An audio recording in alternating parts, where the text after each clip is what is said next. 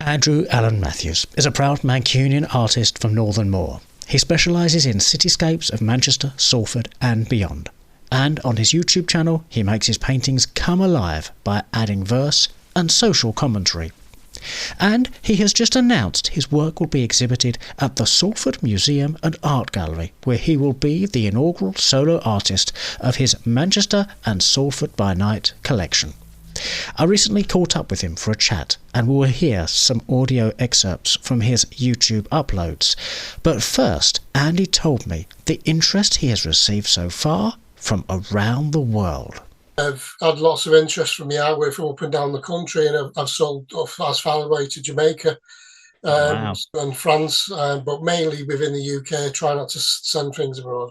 I have had a lot of interest gained recently as well with me cityscapes. I do my videos as well. They kind of put the meat and the bones of the paintings, really gaining interest around people, places and social issues. So I kind of bring all that into one through my paintings, and they bring it to life, really.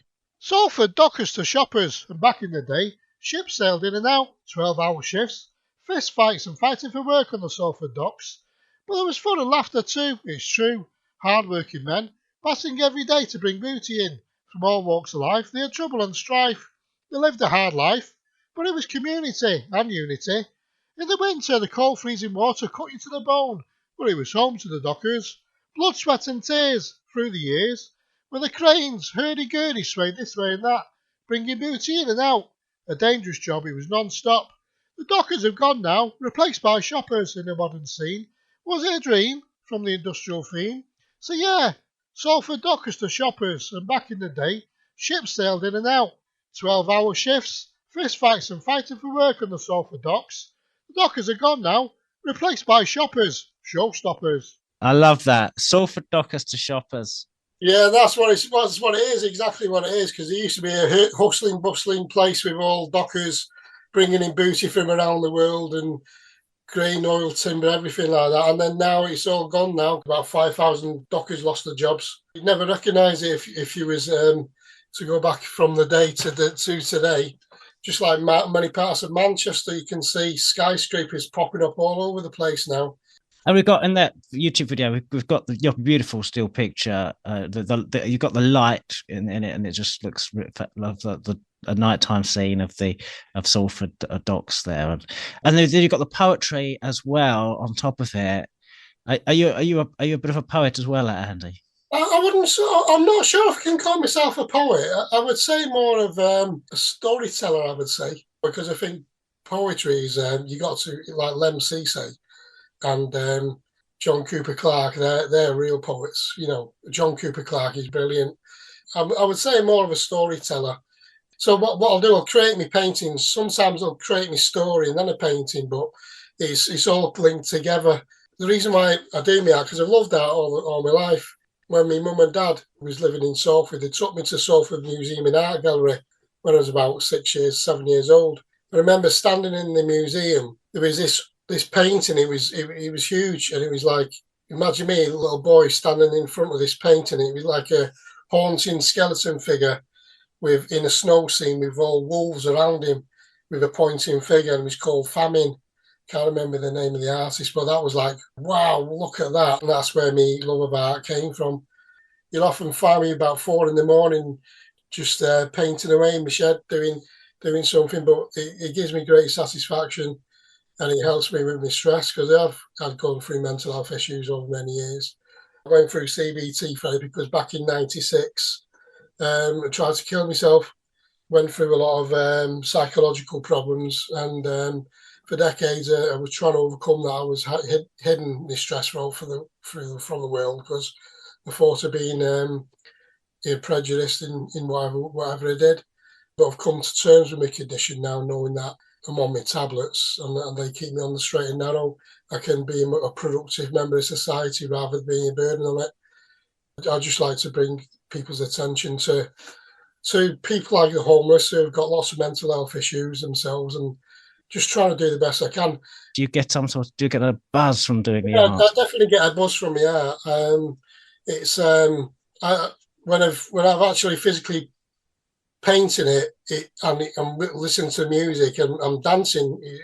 I'm like, if you got a video in there, you'll see what I'm like. I'm like a nutter. Yeah, I definitely get a buzz out of doing my paintings, and especially when I can sit back and say, that's a good one. Actually, that's not brilliant, but I still enjoyed it.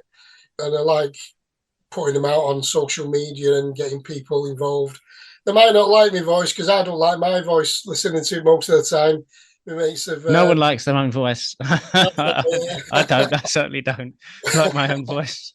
But I think you've got a great voice, and it's a great Mancunian accent. It just goes with the pictures. It brings it to life. The pictures in themselves are absolutely fantastic, and with your words behind it, it just all comes to life. Thank you for being very kind. I'm just being honest. Yeah, that's good. I'm glad you like it.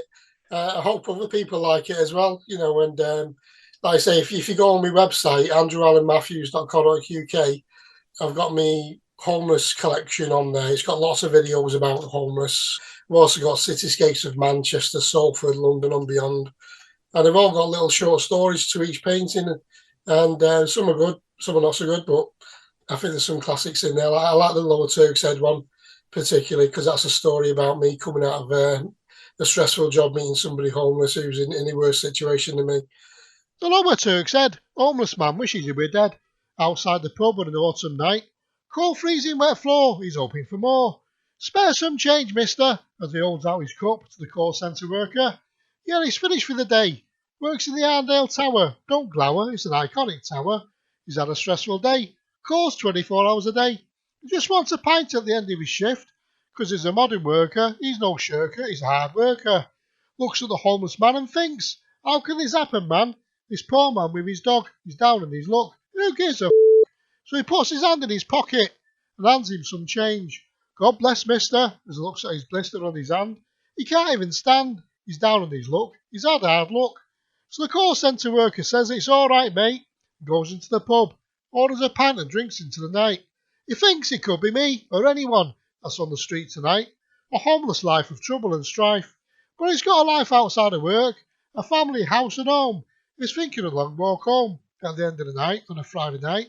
But it's all right, because he's in the Lower Turk's Head. Homeless man wishes he were dead.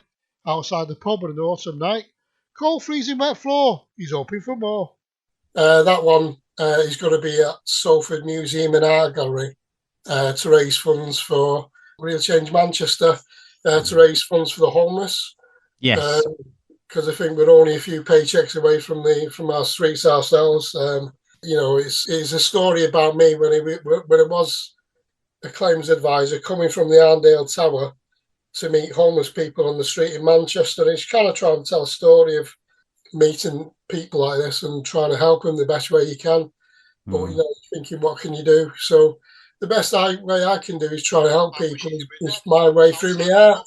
As we've heard, Andy is a social commentator through his art. But one of his influences is a social commentator on Salford and Manchester and the north of England from another era. I went through various lectures of artists when I was doing my BA Honours Textile degree. And one of the artists that kind of stood out to me was Ellis Lowry. I used to think Lowry's art was not very good until I realised that he was actually quite an accomplished artist, was Lowry. Everybody knows him for his matchstick men and figures, but he was a very accomplished artist in portraits and all sorts of things, really. So he chose to paint in his style, and I kind of guess that's what I've done in my art. I kind of choose to paint in my style, in a Lowry-esque manner, but in my style. I always think of Lowry as like a cartoonist of his day, isn't he? He's capturing it's what's in the pictures, isn't it? It's what the story he's telling with. That's right. He creates a story picture of times gone by, and I guess what I'm trying to do in my art is try and tell a story of modern day Manchester, Salford and beyond. That's what I kind of do in my art. I bring in people and social issues to life. And Andy's exhibition at the Salford Museum and Art Gallery will run from Saturday the 2nd of September 2023 until Sunday the 11th of February 2024. It will be open weekends and school holidays. And you can check out his YouTube channel as well, Andrew Allen Matthews with 2 T's.